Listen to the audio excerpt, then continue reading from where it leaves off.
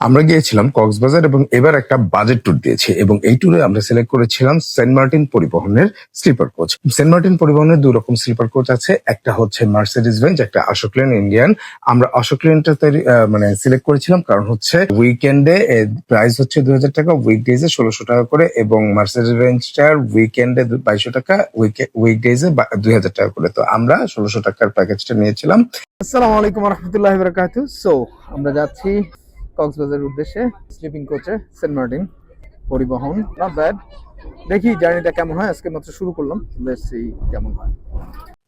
Budget tour হিসাবে এই journey খারাপ না, বেশ আরামেই শুয়ে শুয়ে যাওয়া যায়। বেশ ভালো জায়গা, ভালো স্পেস আছে, পা রাখার জায়গা বিশাল রয়েছে। ও সামনে একটা করে পানি দেওয়া হয়, জুতো রাখার স্পেস আছে। তবে প্রবলেম হচ্ছে এইটা যেখানে থামানো হয় যে হোটেলগুলোতে, সেগুলো একটুও ভালো না, নোংরা টাইপ। এই যেটা যদি পরিবর্তন করতে পারতো তাহলে আরো বেশি ভালো হতো। হাইওয়েতে অনেক ভালো হোটেল রয়েছে। এছাড়া আমি বলবো ওভারঅল আমাদের বাস জার্নিটা বেশ ভালোই ছিল। বেশ আরামে শুয়ে শুয়ে যখন আপনার ঘুম ভেঙে যাবে তখন বাইরে দেখে দেখে আপনি সময়টা কাটিয়ে দিতে পারবেন। আমাদের এই জার্নিটি ভালো লেগেছে দেখেই আমরা শেয়ার করলাম। এটা কোনো পেইড রিভিউ না, কিছুটা ঝাঁকে সহ্য করতে হবে, তবে সেটা খুব একটা প্রবলেম হবে না। এই দেখেন, ভালো লেগ স্পেস ছিল এবং খুব আরাম করে আমরা শুয়ে শুয়ে সময় কাটিয়ে দিয়েছি।